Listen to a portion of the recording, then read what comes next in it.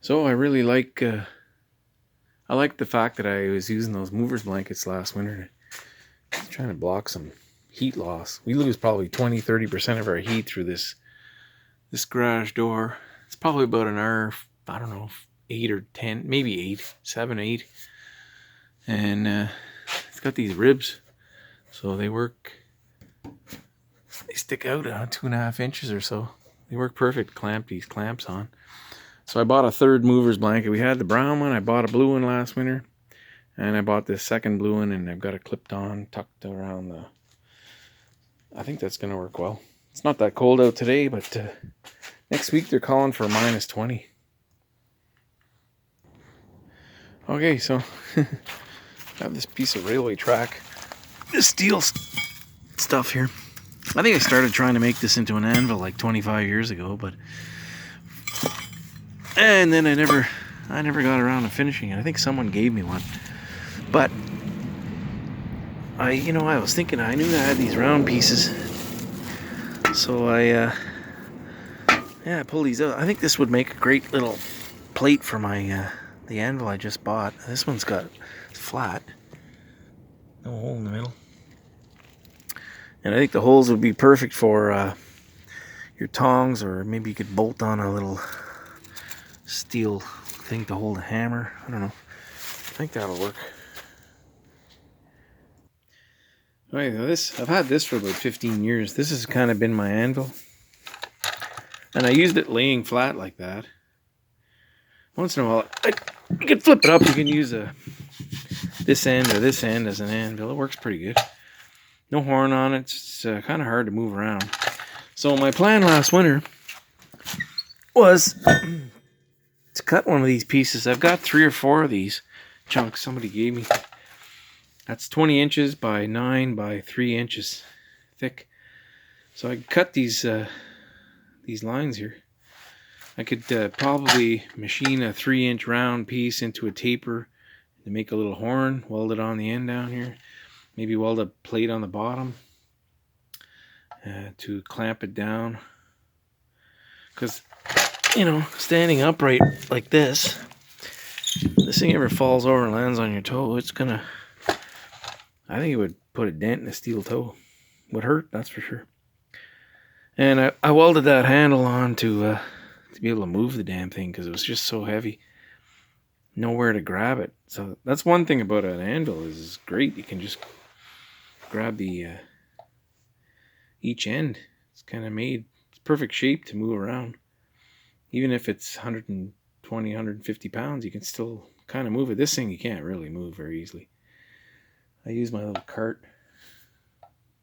So here's my torch. It's a 202 Purox. This thing is older than me. Pretty sure. If it'll focus. So I've had this for, geez, it's got to be more than 25 years. Yeah, it's okay. It works all right. I fixed it a few times. So I pulled out all my torch tips. These are 4202 Purox. That's a number 5. This camera is not focusing today. I don't know what size this is. I think it's bigger than a 5. And then here's a 7. I think what I'm going to do is I'll look up on the internet. I used to have paperwork on this. I still probably have it around here somewhere, but I can't think of where it is. And I'll see what the thickness of number 7 can cut. And what to set your oxygen acetylene at. You probably have to crank it right up. I know old Benny, the guy that gave me that torch, he used to be able to cut stuff 3 inches thick. So I dug through every tip I have. There's some old... That one's blocked. There's the one I normally have in the torch. This is I don't even know what number this is. Number 3. Okay. Yeah, so that was... I might be able to cut that myself, but I've never cut anything... I don't think I've ever cut anything thicker than about an inch. Maybe an inch and a half once.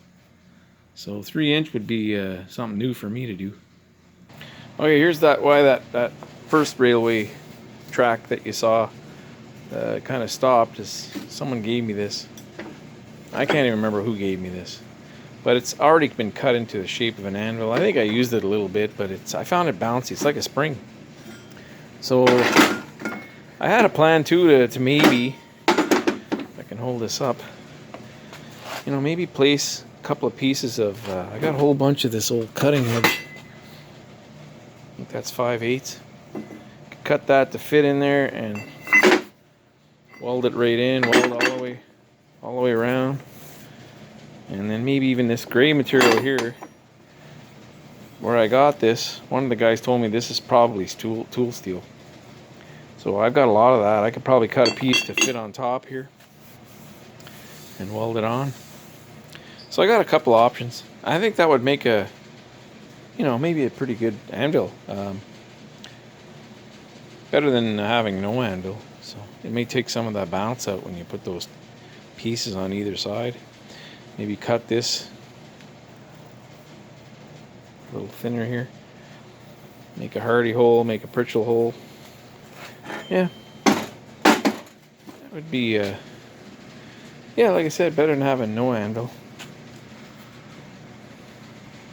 I still think this would be a better option if I can figure out how to cut it. You know, this has been used as an anvil too. I've got a couple of these. These are handy. I tell you, they get you. You know, been hammered on a lot. A couple little dents. But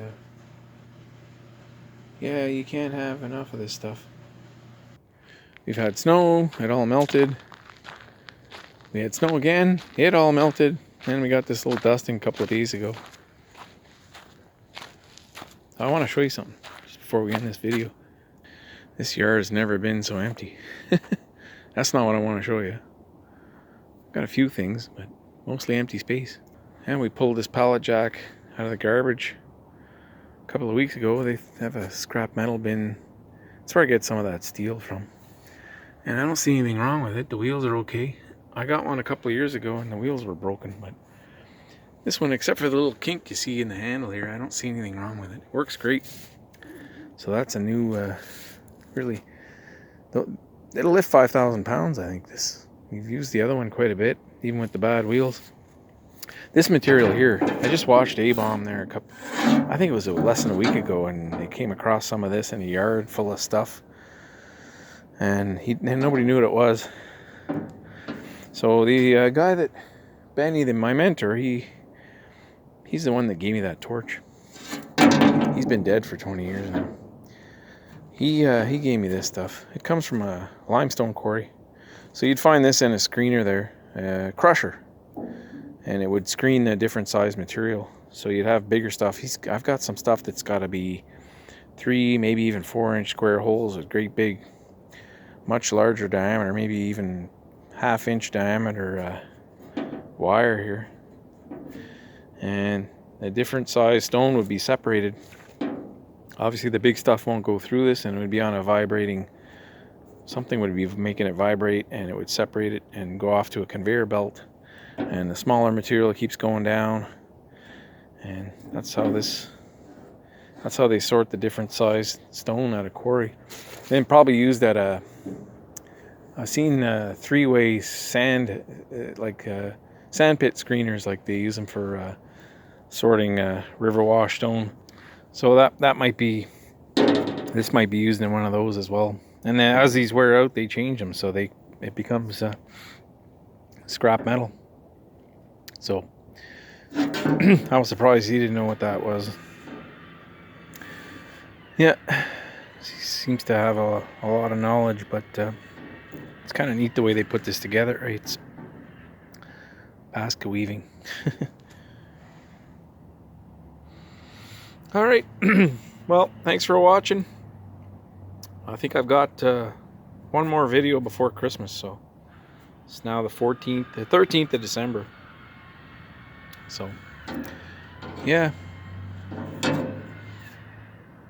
Thanks for watching.